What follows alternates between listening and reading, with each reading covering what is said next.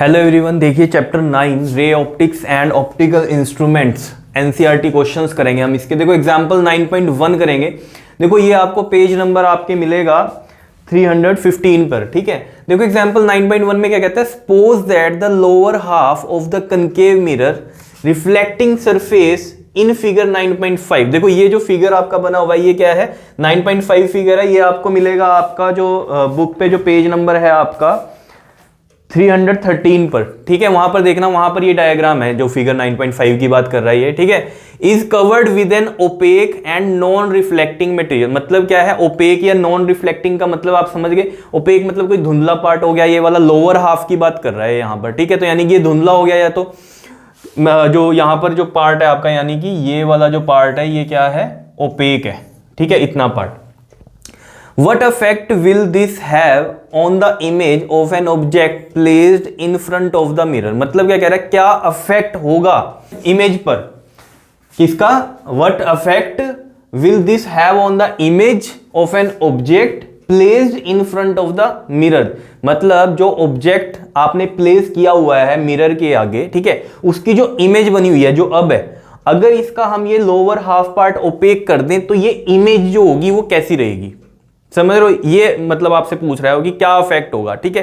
देखो सिंपल सी बात, एक चीज को समझो। देखो ये डायग्राम बना कैसे होगा, आप लोगों ने जो क्लास 10th में इमेज फॉर्मेशन की हुई है कनकेव मिरर्स की, उसमें देखो आपको अगर पता है तो बियॉन्ड सी अगर ऑब्जेक्ट होता है तो इमेज कहां बनती है, सी और एफ के बीच में, मतलब सेंटर ऑफ कर्वेचर और फोकस के बीच में बनती है। क्लियर है इतनी बात। अगर इसमें हम बात करें कि ये जो ऑब्जेक्ट है यहां से रे गई, ठीक है, that is the parallel to that principal axis, और पैरेलल रे कहां से निकलती है, जल्दी से बताओ, फोकस में से निकलती है। तो इस तरीके से बनाया हुआ है हमने।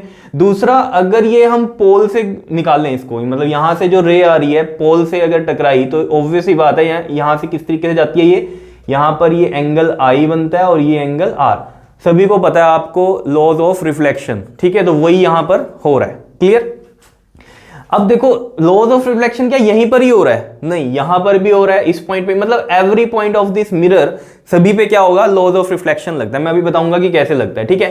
देखो अब ये हमारा कौन सा था, सेकंड लॉ हो गया, ये वाला हमारा थर्ड लॉ। जो रे डायग्राम्स जो हम बनाते थे ना, वहां पर जो हम बोलते थे कि क्या हमारे जो है रेज फॉर्मेशन के लॉज हैं, ठीक है। जैसे हम बात करें कि पैरेलल गई तो फोकस में से निकलती है, पोल से गई तो ऑब्वियस ही बात है जितना एंगल बनाया उतने एंगल पे ये रिफ्लेक्ट होगी। और जो सी है, अगर हम इस सेंटर ऑफ कर्वेचर से अगर हमारी इंसिडेंट हुई है रे, तो वो क्या होगी, इसी पे ही रिफ्लेक्ट बैक हो जाएगी, क्योंकि ये सी क्या है, नॉर्मल एक्ट करता है किस पे, मिरर पे। जो हमारे ये स्फेरिकल मिरर से ही बनते हैं ना, कनकेव मिरर और जो कन्वेक्स मिरर है। देखो कैसे, समझो। देखो जैसे आपको पता है लॉज ऑफ रिफ्लेक्शन के बारे में पता है, ये अगर हमारा प्लेन मिरर है, अगर हम प्लेन मिरर की बात करते हैं, इस पे ये नॉर्मल होता है, ऑब्वियसली बात है 90 डिग्री का होता है जो हम नॉर्मल इसमें लगाते हैं, ठीक है। यहां पर क्या करते हैं, अगर हम देखें इसको, देखो ये इंसिडेंट हुई रे, ये इंसिडेंट हुई, क्लियर। यहां पर एंगल नॉर्मल के साथ कौन सा बनता है, ये इंसिडेंस एंगल, और यहां पर इतने ही एंगल पे क्या हो जाती है, ये रिफ्लेक्ट बैक हो जाती है, that is a reflection angle, ठीक है ना, एंगल ऑफ रिफ्लेक्शन। आई और आर इक्वल होता है, ये आपको पता है, ठीक है। तो ये जो नॉर्मल होता है, जब हम बात करते हैं इस नॉर्मल से, अगर मान लो रे आई, ठीक है, मान लो ये आपके पास यहां से नहीं है रे, ठीक है, ये इंसिडेंट नहीं है, इसको हम रब करते हैं, देखो देखो ये वाली इंसिडेंट नहीं है, ठीक है। अभी हम बात क्या कर रहे हैं कि मान लो जो रे इंसिडेंट हुई है वो नॉर्मल टू द प्लेन हुई है, मतलब नॉर्मल टू दैट मिरर। तो नॉर्मल कैसे, नॉर्मल तो ये बनता है 90 डिग्री पे, इसी पे ही क्या हो गई है बताओ, इंसिडेंट हो गई, ठीक है। इसी पे इंसिडेंट हो गई तो इसी पे क्या होगी, वो रिफ्लेक्ट होगी। वाई, बिकॉज जो इंसिडेंस वाली का एंगल है नॉर्मल के साथ वो कितना है, 0 डिग्री है, तो रिफ्लेक्टिंग वाली का भी एंगल कितना होगा, 0 ही होगा ना। तो वो उसी पे पाथ पे क्या हो जाती है, अपने रिट्रेस हो जाती है। तो वही चीज यहां पर होती है कि अगर सेंटर ऑफ कर्वेचर से रे गई तो ऑब्वियस बात है वो मिरर के लिए क्या हो जाता है, यहां पर नॉर्मल, ये जो सेंटर ऑफ कर्वेचर से कोई भी लाइन जाएगी इस कनकेव या कन्वेक्स के लिए क्या हो जाता है, वो नॉर्मल होता है। ये चीज आपको समझ में आनी चाहिए, ठीक है। तो इस पाथ पे क्या हो जाती है, वो रिट्रेस हो जाती है। ये सब आपको पता है, रे डायग्राम्स की कहानियां हैं ये तो सब, ठीक है, क्लियर है।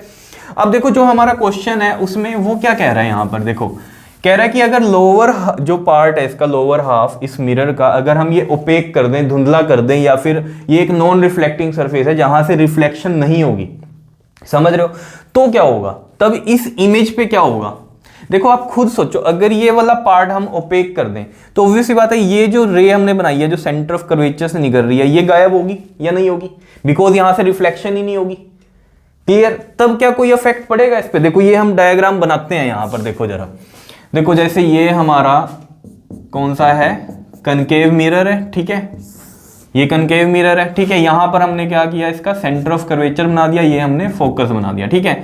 यहां पर ये ऑब्जेक्ट रखा हुआ है हमने, ठीक है जी, ए बी। क्लियर? देख लो ये ऑब्जेक्ट है, ठीक है। अब हमने क्या कहा कि ये वाला पार्ट तो क्या हो गया है, ओपेक हो गया, इसको तो खत्म करो, ठीक है ना। ओपेक हो गया यानी कि जो लॉज, जो रिफ्लेक्शन हो रही है वो सिर्फ कहां होगी, इतने पार्ट पे होगी, इस पे होगी ही नहीं। ये बात समझ पा रहे हो या नहीं बताओ? अब देखो जरा, जैसे हम कहें कि पैरेलल रे ये गई, ठीक है, पैरेलल रे के लिए आपको पता है कहां से निकलती है, ये फोकस से निकलती है, तो हम ये फोकस से हमने ये निकाल दिया, ठीक है। दूसरा एक हम बना देते हैं यहाँ की ये इस पोल से, ये पोल से गई, ठीक है जी। और पोल से जब हमें पता है एंगल कितना बनता है, जितना ये एंगल होगा उतने ही एंगल पे यहाँ से निकलेगी, ठीक है। तो ये मान लो इस तरीके से हमने ये ऐसे निकाल दी, ठीक है। तो यहाँ पर देखो जरा, ये बन रही है आपके पास अब जो इमेज बन रही है, ठीक है, that is a a dash b dash. तो मुझे तो कुछ लग नहीं रहा इसमें, ये देखो कुछ भी नहीं लग रहा आपके पास इसमें तो, कि कोई फर्क पड़ा है क्या, लग रहा है? लेकिन हमें सोचने में ऐसा लग रहा था कि शायद अगर हाफ इसका मिरर चला जाएगा तो शायद हाफ हो जाएगी इमेज, लेकिन नहीं। हम क्या कह रहे हैं कि यहाँ पर कि जो इफेक्ट है वो क्या पड़ रहा है, इमेज तो पूरी बन रही है, जो साइज है उस पर तो कोई फर्क नहीं पड़ा, शेप और साइज पे कोई इफेक्ट नहीं पड़ रहा अगर हमारा आधा मिरर ओपेक कर दें, समझ रहे हो। लेकिन फर्क क्या पड़ जाएगा, देखो आप खुद सोचो, जब रेज आ रही हैं तो यहां पर तो हमने 3 का एग्जांपल लिया, ऐसे तो मैनी रेज होंगी, ठीक है ना। यहां पर भी आएंगी जो, वो भी यहां रिफ्लेक्ट करेंगी, ठीक है ना। और इधर जो आ रही थी वो भी रिफ्लेक्ट करके यहां पर आ रही है इस पॉइंट पे, ए पे, या नहीं। जैसे हम कहें कि मान लो अभी तो ये 2 बनाई है मैंने, ये भी तो आ रही है इधर से, ठीक है, ये भी यहां से ही निकलेगी आपकी, या नहीं। एंगल जो होंगे वो यहां पर कौन से, लॉज ऑफ रिफ्लेक्शन वाले लगेंगे। देखो कैसे, इस बात को भी समझो कि सेंटर ऑफ कर्वेचर की कहानी हम कैसे करते हैं। देखो आपको पता है, जैसे हमें पता है ये स्फेरिकल मिरर्स जो होते हैं कनकेव और कन्वेक्स किस तरीके से बनते हैं। देखो जैसे हमने कहा कि ये एक स्फीयर है, ठीक है, और ये इसका सेंटर है, ठीक है। तो हम क्या कहते हैं, इसका होलो पार्ट, जो होलो स्फीयर होता है ना, इसका पार्ट जो होगा, होलो जो स्फीयर है उसके पार्ट में से क्या बनते हैं, हमारे कनकेव और कन्वेक्स मिरर बनते हैं, ठीक है। जैसे हम कहें कि अगर हमने इसका ये वाला पार्ट क्या कर दिया, पॉलिश कर दिया, ठीक है, और ये पार्ट हमने इस तरीके से हटाया इसका, ठीक है। अब देखो यहाँ 3D में तो नहीं बन सकता स्फीयर, तो एक सर्कल की फॉर्म में बना रहे हैं, ठीक है। तो ये क्या बन जाता है, हमारा कनकेव मिरर बन जाता है, ठीक है। और अगर इसी में ही हम क्या करें, अगर हम जो पॉलिश है वो कहाँ पर कर दें, यहाँ पर अंदर की साइड कर दें इस तरीके से, ठीक है, और ये पार्ट हटाओ इतना, तो ये क्या बन जाता है हमारा, इस साइड अगर ऑब्जेक्ट है आपका तो ऑब्वियसली ये पॉलिशिंग सरफेस है, ये रिफ्लेक्टिंग सरफेस हो गया। तो यहाँ पर जो आप देख रहे हो ये कौन सा है, कन्वेक्स मिरर है, क्लियर है। और ये कौन सा है, कनकेव मिरर है। अब जो मेन बात मैं आपको कह रहा हूँ, देखो स्फीयर है या सर्कल है, तो आप ऐसे समझो, आपने सर्कल की तो कहानी पढ़ी हुई है। देखो यहाँ से क्या है, ये क्या है, एक तरह से इसकी रेडियस ही होगी अगर ये पूरा एक सर्कल है, ठीक है। हमें पता है कि यहाँ पर अगर हम एक टेंजेंट डाल लें तो ये जो टेंजेंट होता है 90 डिग्री होता है ऑफ दैट रेडियस, यानी कि रेडियस भी इसके साथ क्या है, 90 डिग्री है। और ये सेंटर से ही तो बनाया आपने, कहीं पर भी, चाहे मैं यहां पर भी बनाऊं, ये वाला पार्ट भी क्या हो जाएगा, इसके साथ नॉर्मल एक्ट करेगा 90 डिग्री पे। तो वही कहानी मैं यहाँ सेंटर की बात कर रहा था कि जैसे हमने प्लेन मिरर में बात करी कि अगर नॉर्मल से इंसिडेंट हो रही तो उसी पे रिट्रेस हो जाती है, ठीक है। और सभी एंगल्स हम कहां से देखते हैं, नॉर्मल पे से देखते हैं, ठीक है। तो जैसे अगर मुझे यहां पर देखना है कि लॉज ऑफ रिफ्लेक्शन कैसे लग रहा है, तो हम कैसे करेंगे, देखो हम यहां से नॉर्मल बनाएंगे इस मिरर पे इस तरीके से, इस तरीके से, और ये एंगल क्या बनेगा, आई बनेगा, और ये एंगल आर बनेगा। हर जगह यही चीज यहां पर हो रही थी। अब देखो इस पॉइंट पे क्या होगा, सेंटर से यही तो लाइन बनेगी नॉर्मल, या नहीं, पी तक। तो यहां पर एंगल आई ये हो गया और एंगल आर ये हो गया, ठीक है। या कहीं पर भी अब जैसे मान लो यहां से एक और रे गई इस तरीके से, तो वो भी कहां से पास होगी, यहां पर ये ए डैश से पास होगी, ठीक है। तो यहां पर भी जो लॉज ऑफ रिफ्लेक्शन ही लगता है, अगर हम सेंटर से यहां पर लाइन ड्रॉ करें तो that is a normal to that mirror, समझ रहे हो।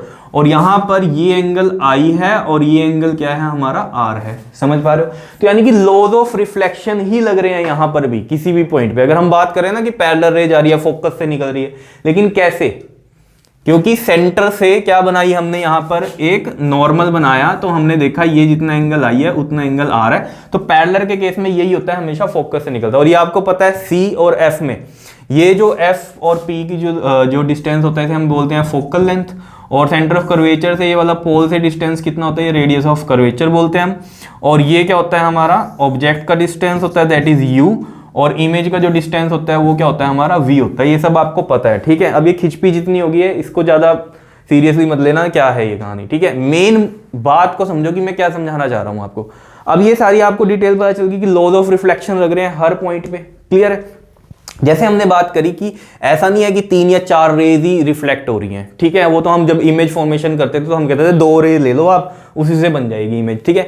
लेकिन एक्चुअल में क्या है, रियलिटी में तो पता नहीं कितनी रेज आ रही हैं। अभी आप मेरे को देख रहे हो कितनी रेज आ रही हैं, समझ रहे हो, वो रिफ्लेक्ट हो रही है तभी तो देख पा रहे हो ना, या नहीं, समझ रहे हो। ऐसा तो नहीं है 3 ही रेज आ रही है मेरे पास, ठीक है। लेकिन हम यहाँ पर ड्रॉ इस तरीके से करते हैं, ठीक है। या आप अपने आप को जब मिरर में देखते हो, क्या वहां 3 रेज ही रिफ्लेक्ट हो रही हैं आपके फेस से, या आप अपनी बॉडी की आप इमेज देख पा रहे हो जब मिरर में, ऐसा तो नहीं होता ना, मैनी रेज होती हैं, ठीक है।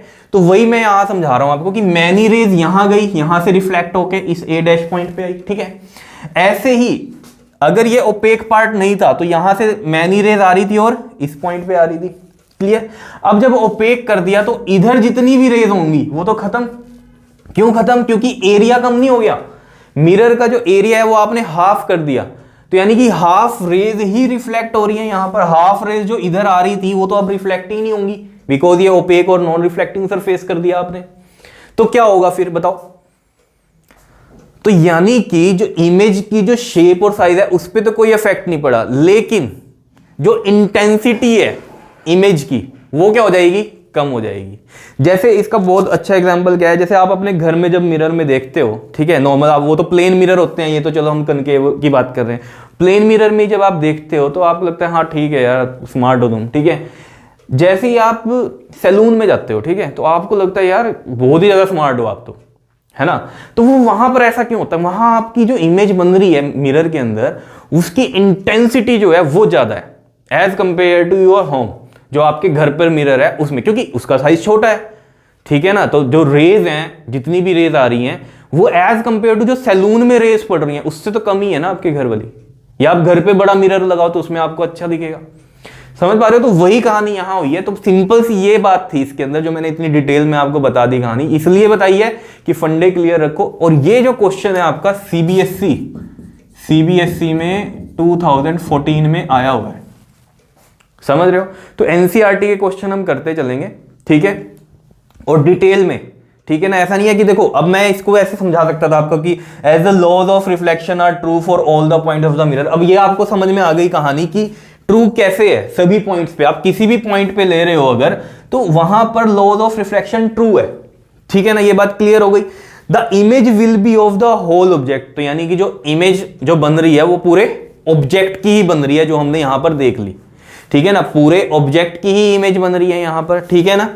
वो अलग बात है, ये तो आपको पता ही है कि जो साइज होता है वो छोटा होता है इमेज का। अब ये इमेज फॉर्मेशन में आपको पढ़ना पड़ेगा। अगर बियॉन्ड सी ऑब्जेक्ट है तो जो इमेज फॉर्मेशन होती है वो सी और एफ के बीच में होती है, और साइज जो होता है वो स्मॉल होता है, क्लियर। उसके बाद कहता है however as area of the reflecting surface has been reduced, यानी कि जो एरिया है वो रिड्यूस्ड हो गया बिकॉज ओपेक पार्ट कर दिया ना आपने, क्लियर है। तो उसकी वजह से क्या हुआ, जैसे हमने कहा कि यहां पर जो रिफ्लेक्शन हो रही थी वो रेज की वो तो नहीं होगी, ठीक है। तो the intensity of the image will reduce, तो इंटेंसिटी क्या हो जाएगी इमेज की, रिड्यूस हो जाएगी। क्या इतनी बात क्लियर है या नहीं है बताओ? देखो एक चीज को समझो जो मैं आपको समझा रहा हूं, क्या मैं बिल्कुल इसको सिंपल वे में आपको समझा सकता था, लेकिन जो आपको ये बात है कि लॉज ऑफ रिफ्लेक्शन ट्रू कैसे है ये मैंने आपको बताया, क्योंकि सेंटर से हमेशा जो लाइन भी आप ड्रॉ करोगे वो नॉर्मल एक्ट करेगी, तो आई और आर वहां इक्वल होता है। तो किसी भी पॉइंट पे, अब जैसे आपने तो जो लॉज पढ़े हैं इमेज फॉर्मेशन के वो ये पढ़े ना, पैरेलल गई तो फोकस से निकलेगी, पोल से गई तो पोल से रिफ्लेक्ट हो गई, और सी से निकलेगी तो सी पे रिट्रेस हो जाएगी, ठीक है। लेकिन जैसे ये वाली रे बनाई मैंने यहाँ पर, ठीक है ना, ऐसे तो मैनी रेज आ रही होंगी, तो इसके लिए आई और आर कैसे देखा हमने, यहाँ से सेंटर से बनाई एक लाइन, ठीक है, दैट इज अ नॉर्मल रे, ठीक है, जैसे प्लेन मिरर में बनाते थे हम, ठीक है। तो ये नॉर्मल है, तो नॉर्मल के साथ ही तो इंसिडेंट का बनता है ना आपके पास, ये इंसिडेंट रे होगी एंगल आई, और नॉर्मल के साथ आपका ये रिफ्लेक्टिंग का बनता है एंगल आर, तो ये आई और आर यहाँ भी इक्वल होगा। तो ये बात समझ में आ रही होगी आपके। तो जो लॉज ऑफ रिफ्लेक्शन जो है वो ट्रू है सभी पॉइंट्स के लिए। तो यहाँ कहानी क्या थी, एरिया कम हुआ, एरिया कम होने से क्या हुआ, जो रिफ्लेक्शन यहाँ हो रही थी इस एरिया में वो नहीं होगी, क्लियर। और अगर ये नहीं हो रही है तो इसका मतलब क्या हुआ कि जो इंटेंसिटी है वो कम हो जाएगी इमेज की, बस इतनी बात है, यानी ब्राइटनेस वगैरह वो कम हो जाएगी। क्लियर है, बताओ समझ में आया क्वेश्चन, ठीक है। तो नेक्स्ट वीडियो में हम इससे नेक्स्ट एग्जांपल करेंगे। Clear, thank you.